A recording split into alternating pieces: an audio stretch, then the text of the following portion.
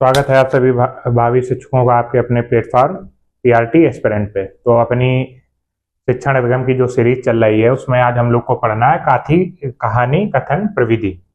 Sorry, क्या पढ़ना हम लोग को? कहानी कथन प्रविधि। तो हम लोग ने पिछले उसमें देखा था स्पष्टीकरण प्रविधि के बारे में हम लोग ने चर्चा की थी। बहुत ही इजी लैंग्वेज में हम लोग चीज़ों को एक्सप्लेन करते हैं और जो आपके फीडबैक आ रहे हैं वो उसके लिए मैं जितना धन्यवाद ज्ञापित करूं वो कम है। तो हम लोग आज पढ़ेंगे कहानी कथन प्रविधि। अब आप पूछेंगे सर कहानी कथन प्रविधि तो हम लोग जानते हैं क्या होता है।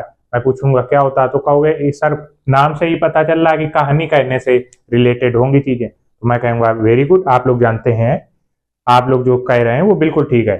हम लोग जो छोटे होते थे, जब 3-4 साल के होते थे, तो याद होगा कि दादी के पास या बाबा के पास या मम्मी के पास अपने जाते थे और कहते थे कि दादी को या कहीं कहीं अम्मा कहा जाता है या दादी, दादी जी हमको कहानी सुना दीजिए या मम्मी हमको कहानी सुना दीजिए। तो वो कहानी के माध्यम से हम लोगों को क्या देती थी? कोई संदेश देती थी। जैसे कोई भी कहानी सुनाई तो आखिरी में मान लीजिए कोई चोर की कहानी सुनाई, तो दादी ने कोई चोर की कहानी सुनाई, उसमें चोर को बाद में दंड दिया गया। तो इससे हम लोग को क्या शिक्षा मिलती थी? छोटे से ही हमारे दिमाग में डाल दिया जाता था कि चोरी नहीं करनी होती है। ऐसे ही आज के समय में रिलेट कीजिए तो कहानी सुना, जैसे प्रेमानंद जी महाराज को ले लीजिए, वो कहानी के माध्यम से क्या बताते हैं? जैसे चारित्रिक प्रबलता पर बल देते हैं कि चारित्र सही है तो आपका जीवन अच्छा जाएगा और चरित्र गड़बड़ है तो आप जीवन में बहुत कठिनाइयां झेलेंगे। बेईमान है तो आप जीवन में बहुत कठिनाइयां झेलेंगे, ईमानदार हैं तो आपका जीवन बहुत अच्छा जाएगा। तो ओवरऑल हम लोग ने समझा कि कहानी के माध्यम से बच्चों को या हमें कोई शिक्षा दी जाती है, नैतिक शिक्षा, सामाजिक शिक्षा, ये सब दी जाती है। तो हम लोग कहानी कथन प्रविधि में पहले क्या पढ़ेंगे कि कहानी सुनाना भी एक प्रकार की कला है जिसका मकसद बच्चों को खेल खेल में रुचिपूर्ण तरीके से नैतिक, देखिए हमने कहा था नैतिक, सामाजिक और चारित्रिक गुणों का विकास करना है। जब 3-4 साल के छोटे होते थे तो हम लोग पढ़ाई तो पढ़ते नहीं थे, खेल खेल में हमें शिक्षा दी जाती थी। जब दादी माँ अपने चारपाई में हम लोग को बगल में लिटा के सुला देती थी कहानी कहते हुए, तब हम लोग नैतिक चीजें सीख जाते थे, सामाजिक और चारित्रिक भी, कि चारित्रिक बल कितना मजबूत होना चाहिए। दूसरा, हम लोग जानते थे कि कहानी जो मेथड था वो छोटे में ही ज्यादा चलता था। अब दादी माँ अगर आपकी होंगी, अब अगर आपको बुलाएं कि बेटा इधर आ जाओ हमें कहानी सुनानी, आप लोग नहीं जाएंगे। क्यों नहीं जाएंगे? क्योंकि अब हम लोग छोटे नहीं रहे। तो छोटी कक्षाओं में बच्चों को कहानी सुनाकर पढ़ाया जाए, इसके लिए अध्यापक को कहानी सुनाने में निपुण होना चाहिए। तो ये जो कहानी सुनाने की प्रवृत्ति है या कहानी सुनाई जाती है वो छोटी कक्षाओं में सुनाई जाती है, लेकिन कहानी सुनाने की एक कला भी होती है। जैसे मैं हूं या अध्यापक हैं या प्रेमानंद जी हैं या दादी हैं, तो कहानी को रिलेट करके सुनाती थी। एक पहले सेंटेंस बोलती थी, फिर उससे जोड़कर दूसरा सेंटेंस बोलती थी। ऐसा नहीं कि एक बात कहीं की फिर दूसरी बात कहीं की तीसरी बात कहीं की, तो कोई कहानी का सार ही नहीं आएगा, कहानी बच्चों को समझ में ही नहीं आएगी। तो उससे हम लोग समझ गए कि जो कहानी अध्यापक सुना रहा है, जिस विषय पर सुना रहा है, उस पर उसकी पकड़ होनी चाहिए अध्यापक की। तो पहला पॉइंट यहीं रख लीजिए, कहानी सुनाना एक प्रकार की कला है जिसका मकसद बच्चों को खेल खेल में रुचिपूर्ण तरीके से नैतिक, सामाजिक और चारित्रिक विकास करना है।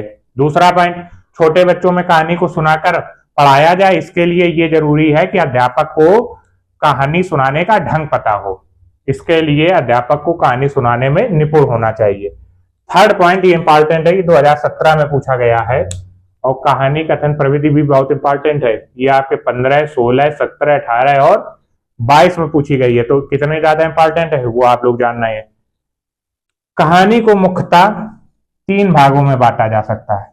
कहोगे कौन कौन? ऐसे ही आपको लिखना है, ये आपको ऐसे ऐसे बना भी लेना, ये इसको ब्रैकेट में बंद कर लेना है।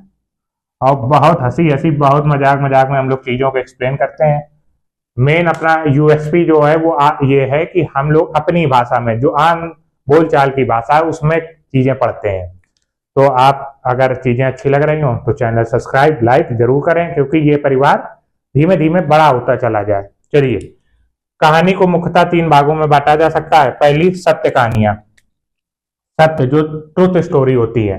जैसे इस समय की कहानी सुनी जाए तो पहलगांव की जो कश्मीर में जो भाई बहन थे जो मारे गए, जो बच गए, उन्होंने कहानी आके बताई आके, तो वो सत्य कहानी थी, सत्य कहानी। पुराण संबंधी कहानी जो पुराने समय में है, जिसको मिथ कहा जाता है, मिथ स्टोरीज, तो जैसे गरुड़ पुराण हुआ, ये सब चीजें हुई। फिर आती है पौराणिक, जिसमें महाभारत और रामायण आती हैं। तो हम लोग ने कहानी को मुख्यतः 3 भागों में बांटा जा सकता है: सत्य कहानियां, पुराण, पौराणिक कहानियां और पुराण संबंधी कहानियां। तो आई होप आपको ये चीजें क्लियर हो गई होंगी। और फिर हम लोग पढ़ेंगे नेक्स्ट रीडिंग। मैं एक किनारे हो जाता हूं, आप पॉज करके इसको नोट कर लीजिए। कहानी कथन प्रविधि के लाभ। अब नेक्स्ट हम लोग पढ़ेंगे कहानी कथन प्रविधि के लाभ। इतनी इजी लैंग्वेज में चीजें आपको लिखनी है कि एक बार जब पढ़ लें तो दोबारा पढ़ने की कोई जरूरत ना पड़े, क्योंकि आप भावी अध्यापक हैं। आप कोई अब स्टूडेंट नहीं है जो रट रहे हैं या कठिन लैंग्वेज में पढ़ रहे हैं। आपका बीटीसी करने का मेन मकसद ये है कि आपके अंदर उस गुण का विकास किया जाए जिससे आप अपनी भाषा में बच्चों को पढ़ा पाए। समझ रहे हैं? आप नई नई चीजें बना पाए, इजी लैंग्वेज कर पाए, कोई कठिन चीज को इजी कर पाए। अब लिख लीजिए कहानी कथन प्रविधि के लाभ। कहानी, हेडिंग डाल लीजिए, कहानी कथन प्रविधि, कहानी कथन प्रविधि के लाभ। क्या बेनिफिट है? इंग्लिश के आचार्य लोग, इंग्लिश मीडियम के लड़के लिखेंगे बेनिफिट ऑफ या advantage of story telling techniques. इस विधि के लाभ निम्नवत हैं या निम्न प्रकार है। इस विधि के लाभ निम्न प्रकार है। इस बात की गारंटी, आपने अगर एक भी वीडियो देख लिया तो जितने टॉपिक यहाँ पढ़े हुए हैं, आप कहीं दूसरा देखने की जरूरत नहीं पड़ेगी आपको, और आपको दूसरी टॉपिक अच्छे भी नहीं लगेंगे। इतनी इजी लैंग्वेज में हम लोग चीजों को पढ़ेंगे। इस विधि के लाभ निम्नवत है, नीचे दिए गए हैं। क्योंकि मैं भी आपके ही बीच का एक लड़का हूं जो बीटीसी करके आया हूं, और डाइट से मैंने बीटीसी की हुई है। तो कैसे पढ़ा जाए, कैसे नंबर अच्छे की लाए जाए, वो सब पता है। वो मैं एक्सपीरियंस आपको देना चाहता हूँ। मैं कोई आपके लिए सर ऐसा मत सोचिए, मैं आपका ही छोटा भाई या बड़ा भाई हूँ, और वही आप लोग मानेंगे हमको। चलिए, पहला पॉइंट क्या है कि जब कहानी सुनाई जाती है, जैसे पहलगांव वाली ही कहानी मैं ले लूं कि जब कोई पहलगांव से आया था, न्यूज में चली थी कि पहलगांव में कुछ आतंकी आए, उन्होंने गोली चला दी, ऐसे ऐसे मारा। जब वीडियो नहीं चल रहा था तब हम लोग की कल्पना शक्ति हो गई थी। हम लोग माइंड में इमेज बनाने लगे थे कि ऐसे कोई बंदूक लेके आया होगा, सामने मारा होगा, कितना गंदा उसने काम किया, ये सब लोग हम लोग कल्पना करने लगे थे। तो जब कहानी अध्यापक सुनाता है तो बच्चों के अंदर कल्पना शक्ति बढ़ जाती है, कल्पना शक्ति का विकास होने लगता है। तो पहला पॉइंट हम लोग यही लिखेंगे कि क्या कल्पना शक्ति बच्चों में बढ़ती है। बच्चों में कल्पना शक्ति का विकास होता है। एक मिनट,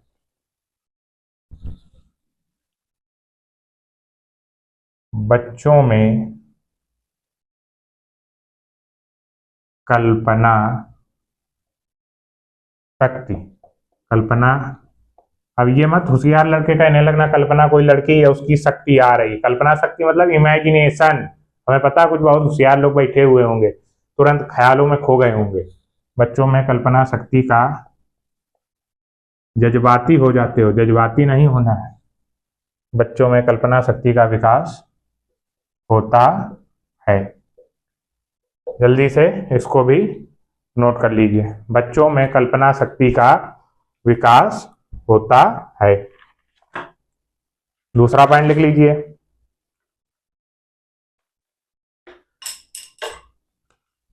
दूसरा पॉइंट,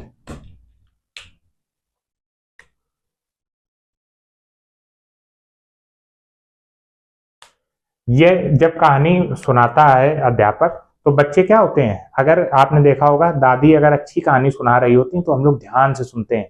फिर मम्मी भले बुलाती रही हो बेटू बेटा बेटा, लेकिन लड़का नहीं बोलता। तो कहानी के माध्यम से बच्चे में एकाग्रता आती है। लिख लो, जिन विद्यार्थी कहानी कहानी प्रविधि, कहानी प्रविधि बच्चों को अच्छा श्रोता बनाती है, बच्चों को अच्छा अच्छा बच्चों को अच्छा श्रोता बनाती,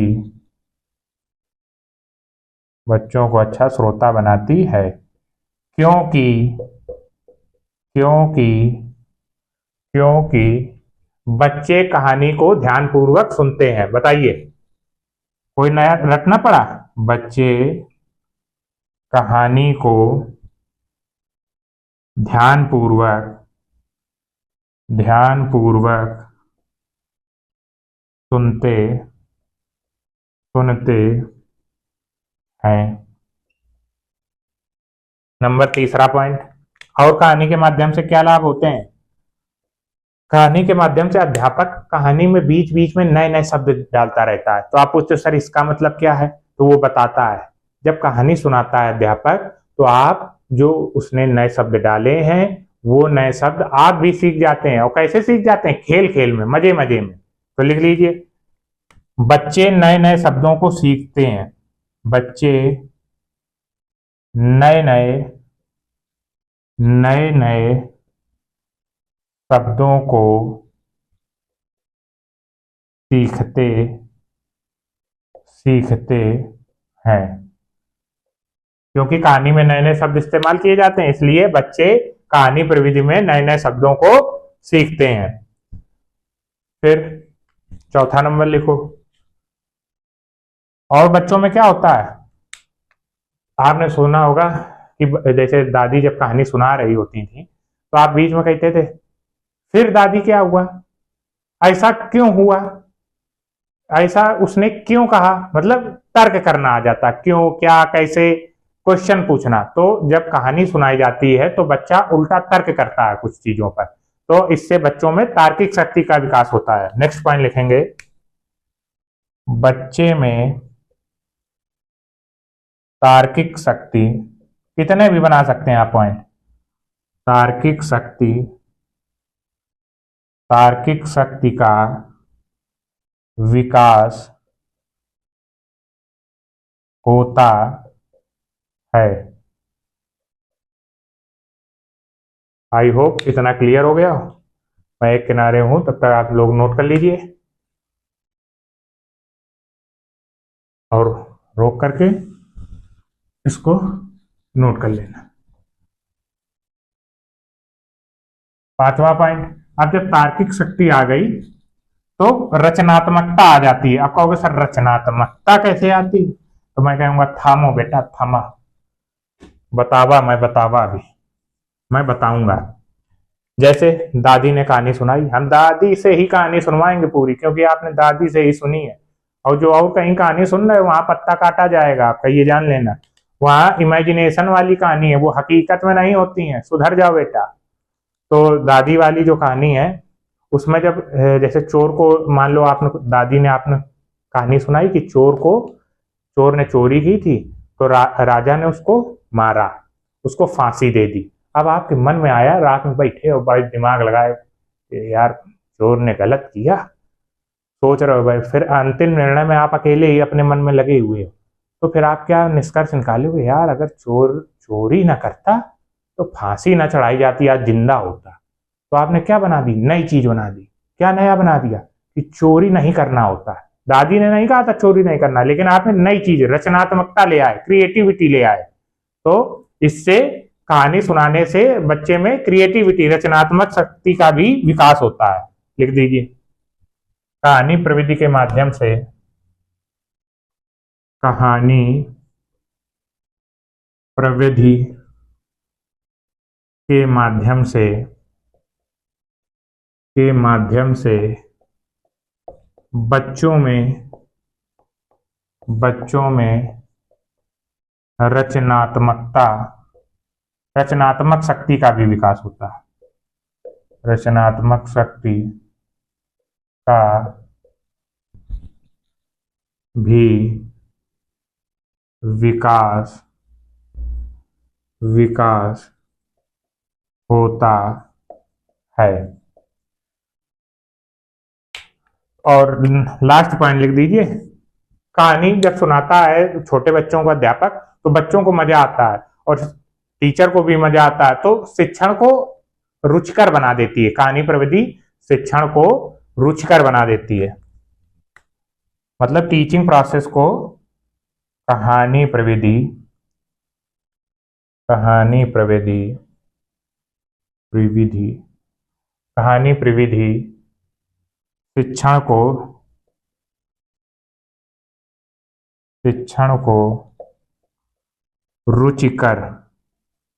रुचिकर मतलब इंटरेस्टिंग बना देती है। इसको भी जल्दी से नोट कर लीजिए, फिर हम लोग चलते हैं। रोक के आप इसको लोग नोट कर लीजिए।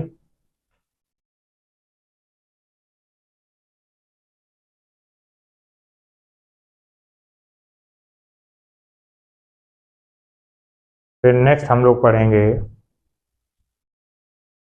अवलोकन प्रविधि। ये हो गई आपकी कहानी कथन प्रविधि, जो वेरी मोस्ट इंपॉर्टेंट थी, आईएमपी मैंने लिख दिया था। अब हम लोग पढ़ेंगे अवलोकन प्रविधि।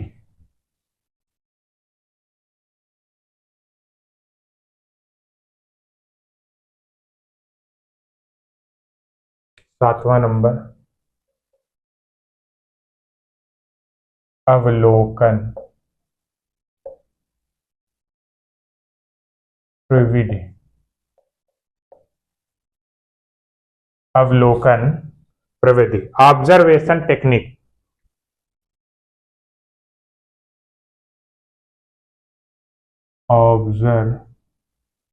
VATION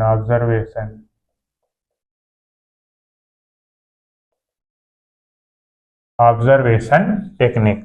पहले हम लोग डालेंगे अवलोकन का अर्थ क्या होता है। अवलोकन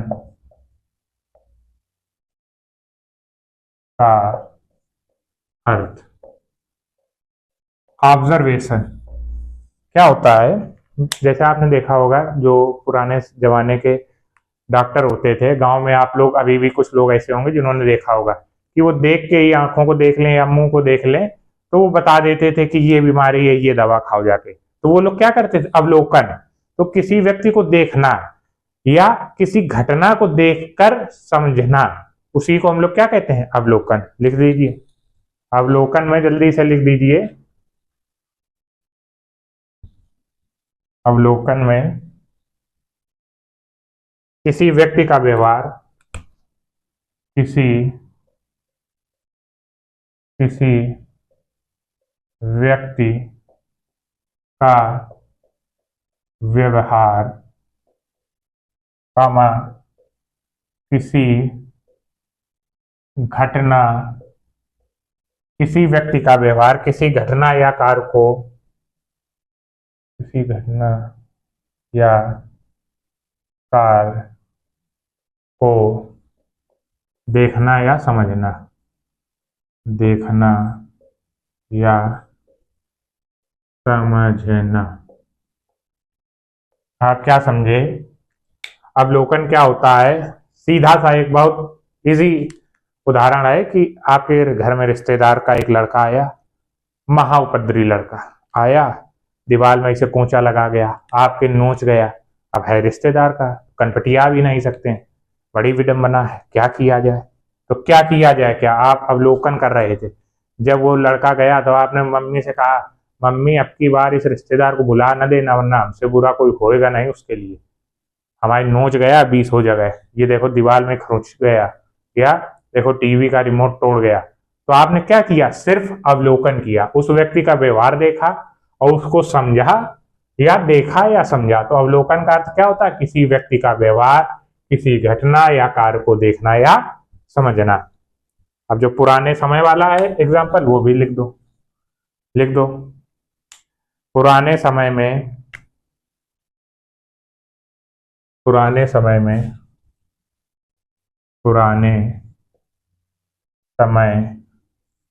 में वैद्य जिन्हें क्या कहते हैं, डॉक्टर, डॉक्टर कहते थे पुराने, वैद्य, हकीम, उनको भी डॉक्टर ही कहते थे, हकीम। अवलोकन के माध्यम से, अवलोकन मतलब देखकर, देखकर, अवलोकन के, अवलोकन के माध्यम से रोगी के रोग का पता लगा लेते थे, रोगी के रोग का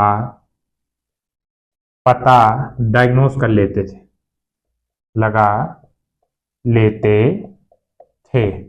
और जब रोग का पता लगा लेते थे तो फिर क्या करते थे, उपचार करते थे। तो उसको मन में नहीं रखना, इसको लिखना भी है, ये लिखो।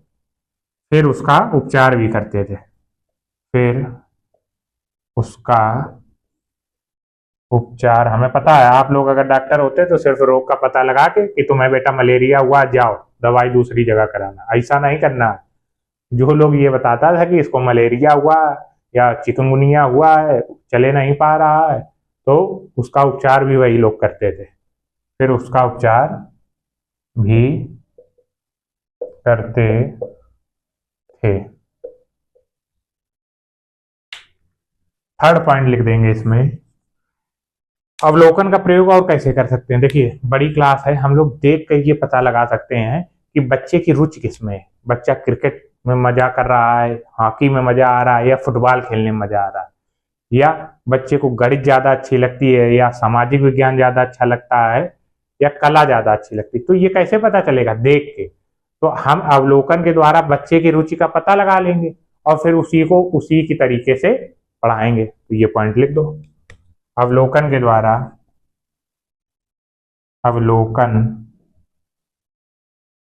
के द्वारा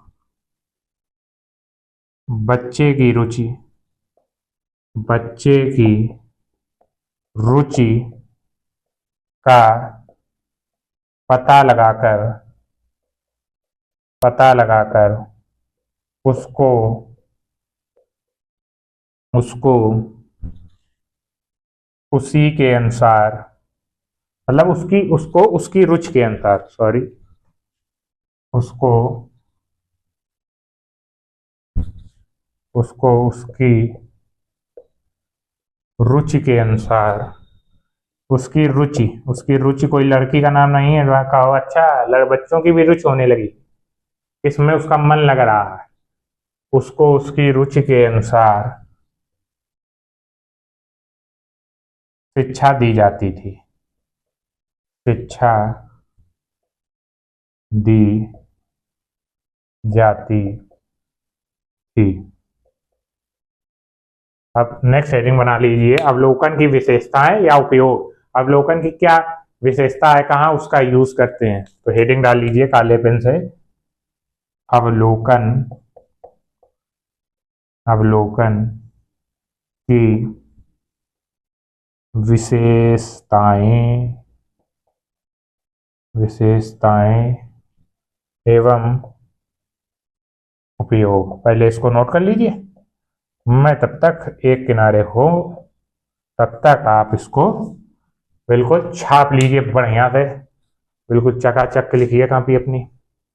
मजा आ जाना चाहिए कॉपी देखने वाले को कि क्या क्या ही लिख रहा है, क्या कारीगरी की है स्टूडेंट ने, समझ रहे। क्योंकि प्रेजेंटेशन सबसे मुख्य चीज है डीएलएड एग्जाम में, डीएलएड हो या कहीं भी हो।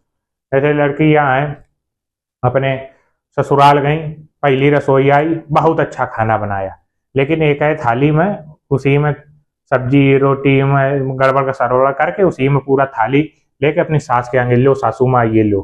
सासू क्या कहेंगे, ये क्या चारा सानी कर गई हो क्या, हमको भाई समझती हो। दूसरा तरीका क्या है, भले कम अच्छा बनाओ लेकिन अलग अलग कटोरी में हो, दो रोटी रखी हो, थोड़े चावल रखे हो, थोड़ा सलाद भी रखा हो, अलग अलग बिल्कुल, फिर ले जाओ तो पहले ही देख के मन भर जाएगा, वाह क्या थाली आई। भले थोड़ा कम अच्छा लगाओ लेकिन उसमें ज्यादा प्रसन्नता होगी। और अच्छा बना और लवड़ सवड़ कर दिया तो चीजें अच्छी नहीं होंगी। वही डीएलएड एग्जाम में है, आपने कैसा लिखा उतना मैटर नहीं करेगा, मतलब क्या लिखा है वो इतना मैटर नहीं करेगा, कैसा लिखा है वो मैटर करेगा, समझ गए। तो पहला पॉइंट लिखेंगे, इसको इसको मिटा दिया जाए। कंप्यूटर में आशय कह नहीं सकता हूं क्योंकि ये व्हाइट बोर्ड है, कंप्यूटर वाला बोर्ड है नहीं, ये डिजिटल जिसको कहा जाता है। वरना मैं एक आदेश देता कंप्यूटर में आशय इसको मिटा दिए, जिसको कहते हैं मिट दो, तो मिट जाता। तो पहला पॉइंट क्या लिखेंगे, क्या महत्व है, क्या विशेषता है कि अवलोकन के द्वारा देखकर हम व्यक्ति के व्यक्तित्व का पता लगा सकते हैं। पहला पॉइंट लिखे, अवलोकन के द्वारा,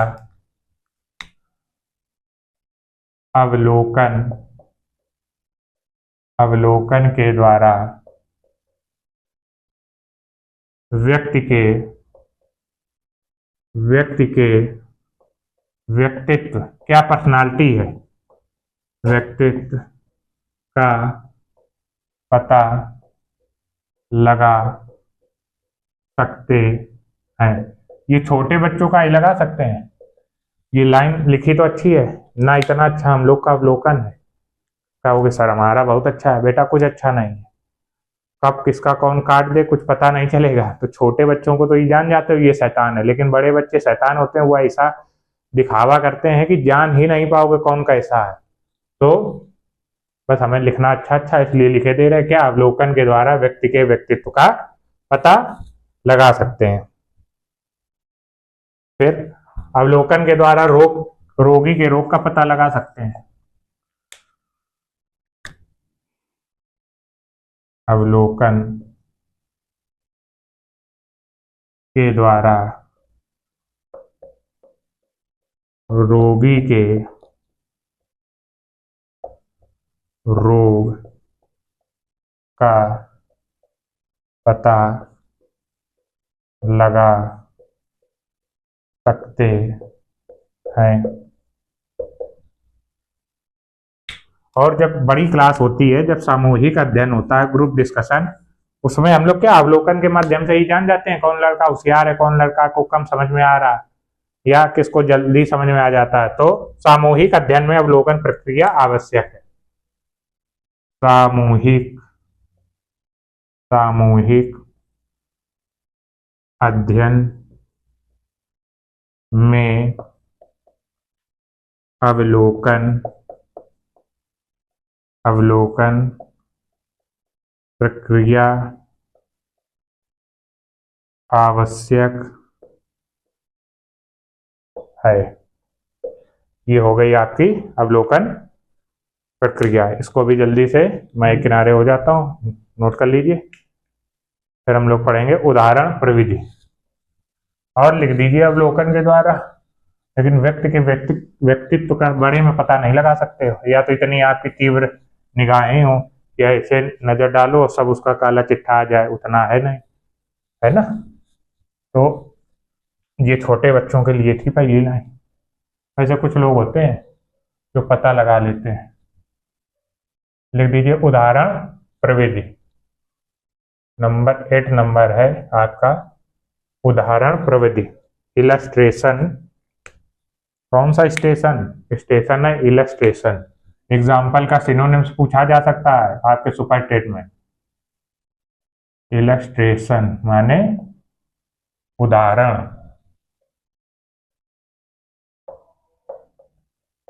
और सर इसमें क्या होता है, इसमें तो हम ही बता देंगे, जैसा नाम वैसा ही काम। क्या, जैसा नाम वैसा काम। उदाहरण प्रविधि में क्या होगा, उदाहरण दे के समझाया जाएगा लड़कों को। तो लिख दीजिए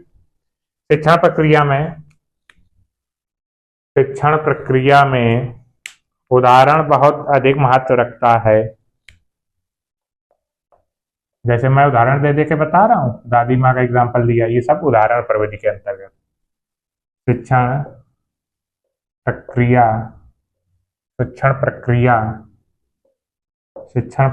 में उदाहरण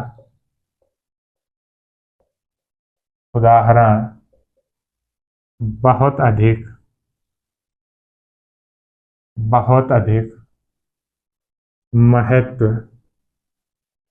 महत्व रखता है। क्या, शिक्षण प्रक्रिया में उदाहरण बहुत अधिक महत्व रखता है क्योंकि उदाहरण विषय को रोचक, क्योंकि क्योंकि उदाहरण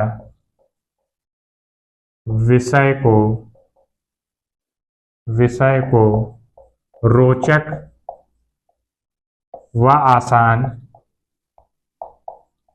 आसान बना देता है। क्या बना देता है?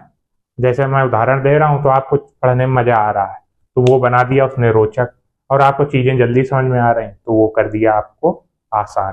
किसने किया? उदाहरण बाबा ने। तो शिक्षण प्रक्रिया में उदाहरण बहुत ही अधिक महत्व रखता है, क्योंकि उदाहरण विषय को रोचक व आसान बना देता है। अब लिख दो उदाहरण के प्रकार। उदाहरण के प्रकार लिख दो। शिक्षण में उदाहरण को निम्न दो प्रकार से प्रयोग किया जाता है, या उदाहरण को निम्न दो भागों में बांटा गया।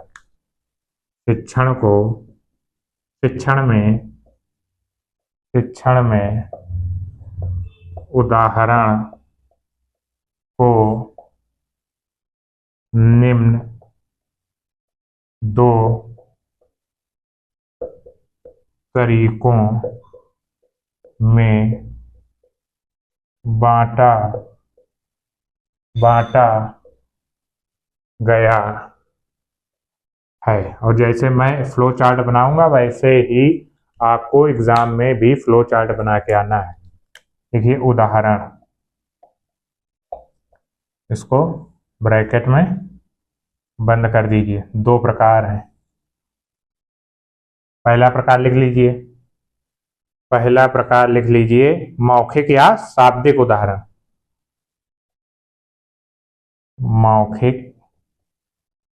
मौखिक या शाब्दिक उदाहरण।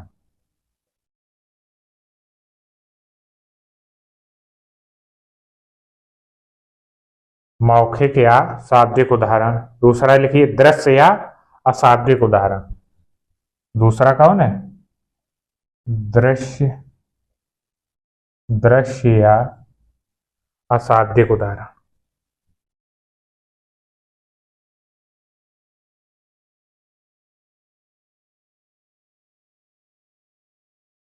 ऐसे ही फ्लो चार्ट आप बना के आएंगे, सब नंबर पूरे मिलेंगे, ये जान लेना। अपना अभी इसको एक्सप्लेन कर देंगे। मौखिक या शाब्दिक उदाहरण क्या होता है, दृश्य या अशाब्दिक उदाहरण क्या होता है। वैसे आप लोग इतने खुद होशियार हो कि जान गए होगे कि मौखिक आ रहा है मतलब शब्दों से बोला जाएगा जो उदाहरण, जैसे मैं बोल बोल के बता रहा हूँ।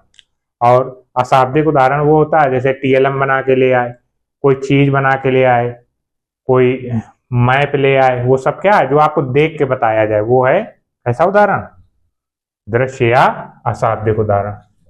इसको भी जल्दी पहली हेडिंग बना लीजिए, मौखिक या शाब्दिक उदाहरण।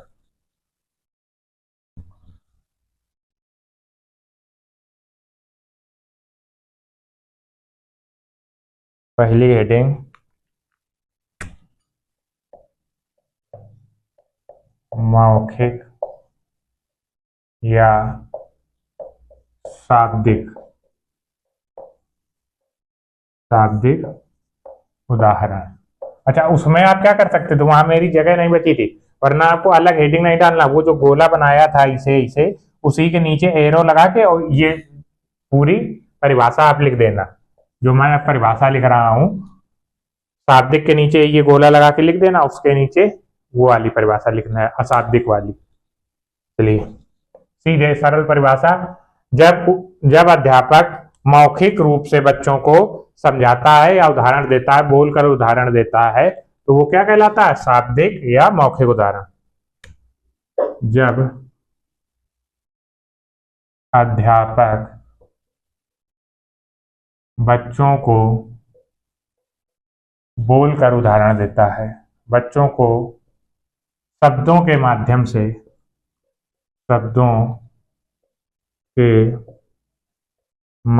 से मौखिक रूप से मतलब मुंह से बोल के, शब्दों के माध्यम से मौखिक रूप से उदाहरण देता है। जैसे तुलना करना या उदाहरण देना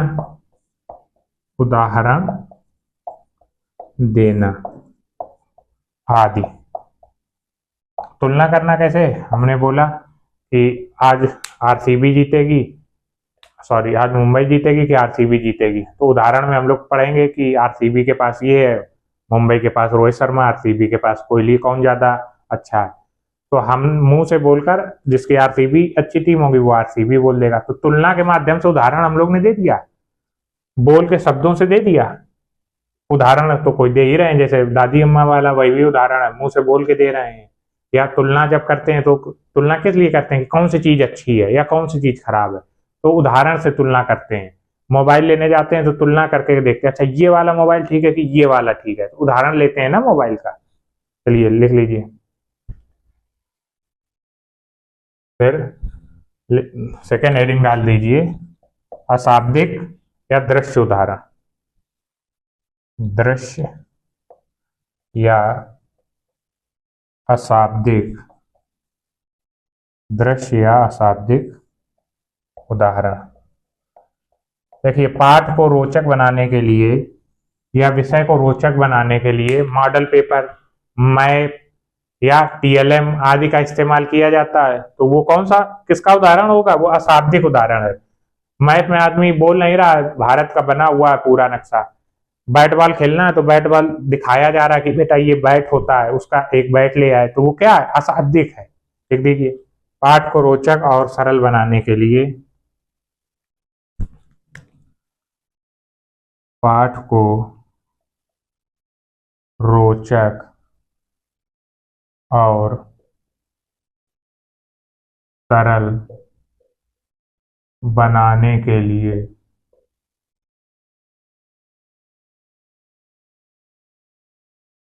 मैप व चित्रों का यूज किया जाता है। मैप MAP व चित्रों, मैप व चित्रों आदि का यूज किया जाता है।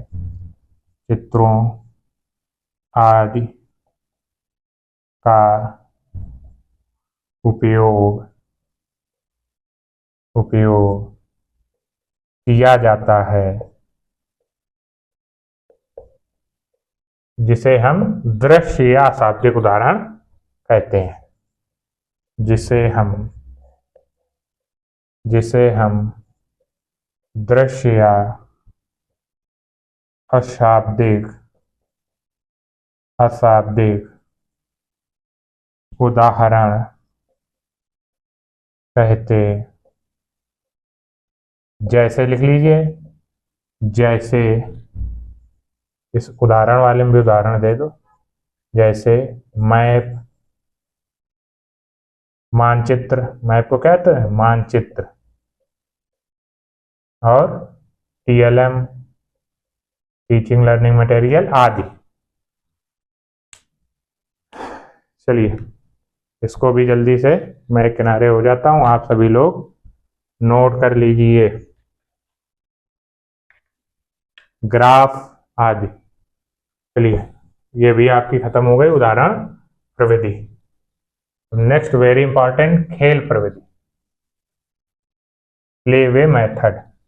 खेल विधि, प्ले वे, खेल खेल में सीखना।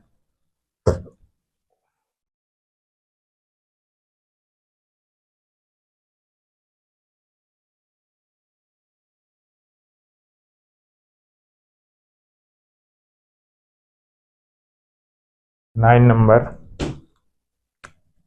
आपको दोबारा कभी पढ़ना नहीं पड़ेगा, यहीं रट जाएंगी चीजें।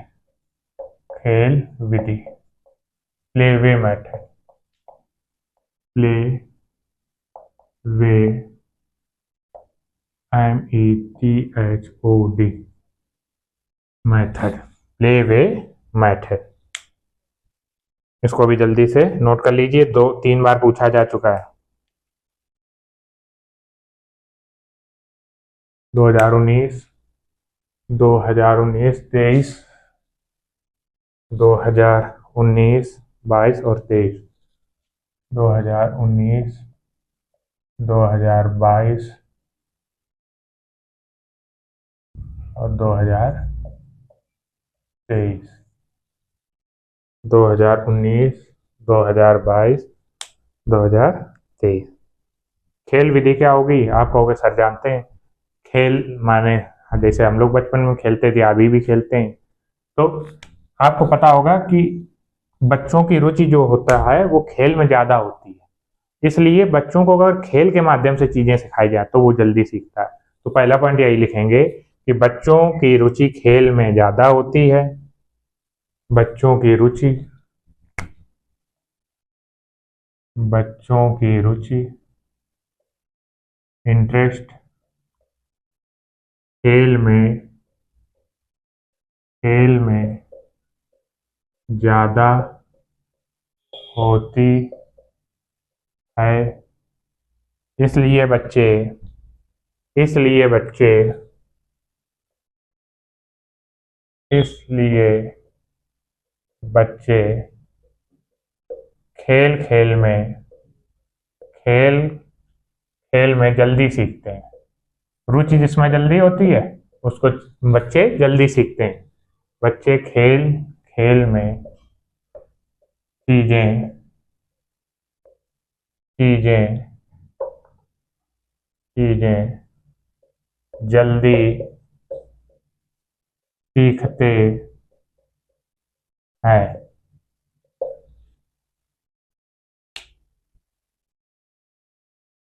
सेकंड पॉइंट, जब बच्चे जल्दी सीखते हैं तो वही हमारा लक्ष्य है। अध्यापक का क्या लक्ष्य होता है कि बच्चे जल्दी सीखें और अच्छे से सीखें, मन लगाकर सीखें। तो खेल विधि का आविष्कार क्यों किया गया? इसीलिए कि बच्चे जल्दी सीखते हैं।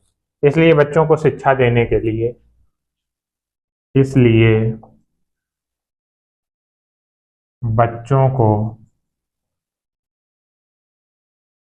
शिक्षा देने के लिए,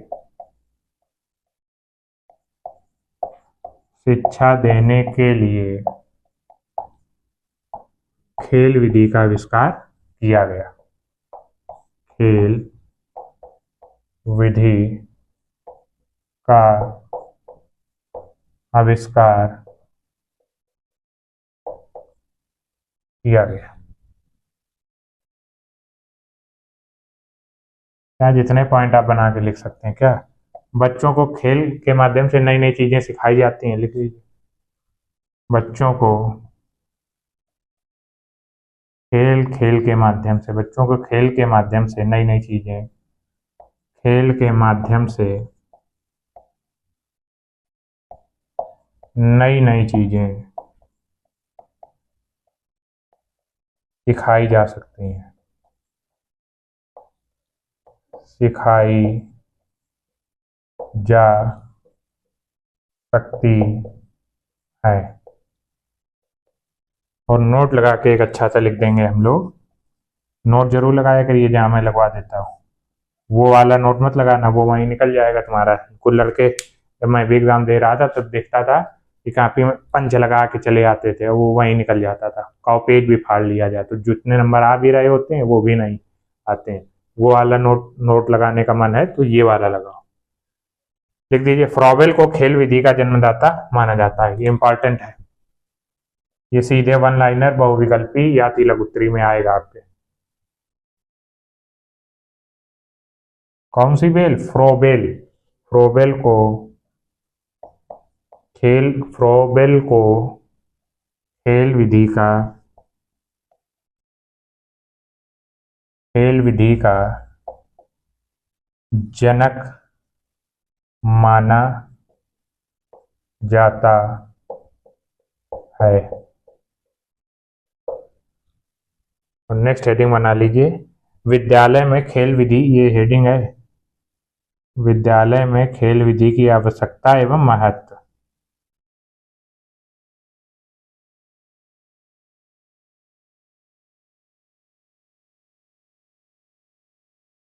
विद्यालय में खेल विधि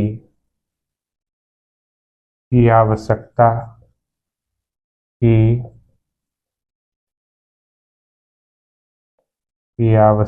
एवं महत्व। विद्यालय में खेल विधि की क्या आवश्यकता है और क्या महत्व है, आप अपनी लैंग्वेज में खुद ही लिख सकते हैं। मैं एक किनारे हो गए और आप पॉज करके इसको नोट कर लीजिए। खेल से क्या होता है, क्या लाभ होते हैं? हमारी शारीरिक क्षमता बढ़ती है, शरीर अच्छा होता है, खेल इसीलिए खिलाया जाता है। बच्चों का शारीरिक विकास होता है, लिख लीजिए पहला पॉइंट, बच्चों का शारीरिक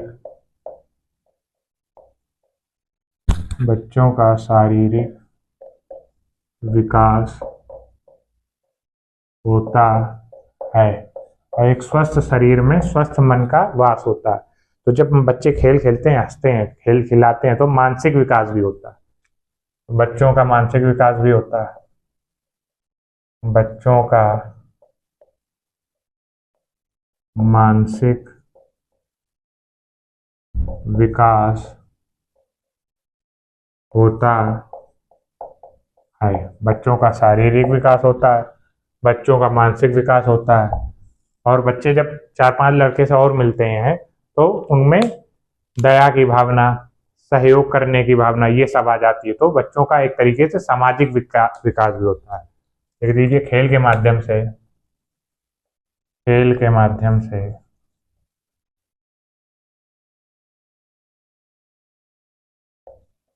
बच्चों में सामाजिक विकास भी होता है। सामाजिक विकास भी होता है। चौथा पॉइंट, खेल के माध्यम से बच्चों में सहयोग की भावना का विकास होता है। खेल के माध्यम से देखा होगा, किसी बच्चे के अगर चोट लग जाती है खेल में, तो सब उसके दोस्त आके पहले उसको संभालते हैं, पानी पिलाते हैं। तो सहयोग की भावना का विकास भी होता है। खेल के माध्यम से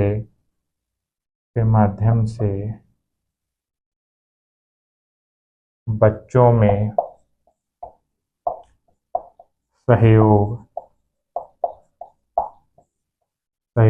की भावना का विकास भी होता है। 5वां नंबर, और बच्चे खेल में अंदर पढ़ाई में बंधे बंधे महसूस करते हैं। जब खेलने जाते हैं तो स्वतंत्र हो जाते हैं, नहीं देखते हैं कहाँ मोटरसाइकिल आ रही है या कहाँ साइकिल आ रही है, तो एकदम स्वतंत्रता मिल जाती है। तो लिख दीजिए, बच्चों की स्वतंत्रता प्राप्ति के लिए भी खेल आवश्यक है। बच्चों की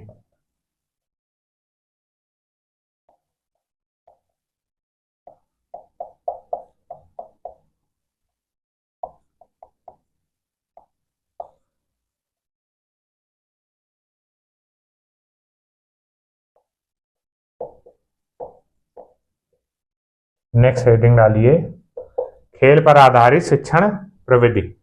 ये क्वेश्चन सीधा पूछा गया है कि खेल पर आधारित जो आगे हम लोग पढ़ेंगे शिक्षण विधियां हैं, कौन कौन सी हैं। मॉन्टेसरी विधि हुई या किंडरगार्टन हुई, या भी आपको नए नए नाम लग रहे होंगे, लेकिन सुपर टेट और टेट में बहुत इंपॉर्टेंट है। ये सीधा पूछा जाएगा, किंडरगार्टन विधि के जनक कौन है, मॉन्टेसरी विधि के जनक कौन है। तो ये सब कौन कैसी विधि खेल खेल में सिखाई जाती हैं, नाम अलग अलग हैं। तो वही लिख दीजिए, खेल पर आधारित शिक्षण प्रविधि। खेल पर आधारित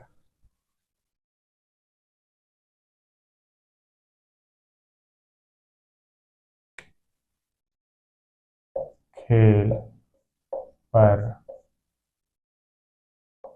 आधारित शिक्षण प्रविधि कौन कौन सी हैं वो हम लोग अभी देखते हैं। पहली खेल विधि, खेल विधि जिसके जनक फ्रॉबेल। दूसरी किंडरगार्टन विधि, दूसरी लिख दीजिए, कौन सा गार्टन, किंडरगार्टन विधि, किंडरगार्टन विधि। इसके जनक पूछे जाएंगे आपसे, बीटीसी में ही पूछे जाएंगे, वेरी इंपॉर्टेंट है। जनक लिख लीजिए, फ्रॉबेल। फिर लिख लीजिए प्रोजेक्ट विधि,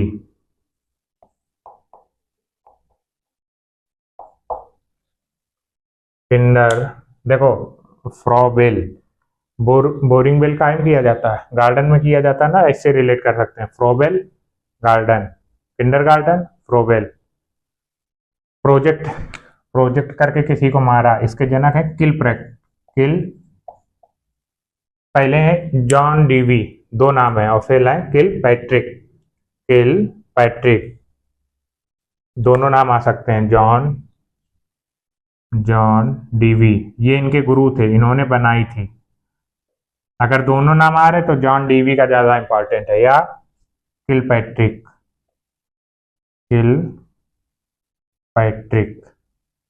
कैसे रिलेट करेंगे, किसी को प्रोजेक्ट लगाया जाता है, बिल्कुल उसी पे निशाना लगा के प्रोजेक्ट करके किलपैट्रिक कर दिया, या जान ले ली उसकी, प्रोजेक्ट विद जॉन डीवी या किलपैट्रिक।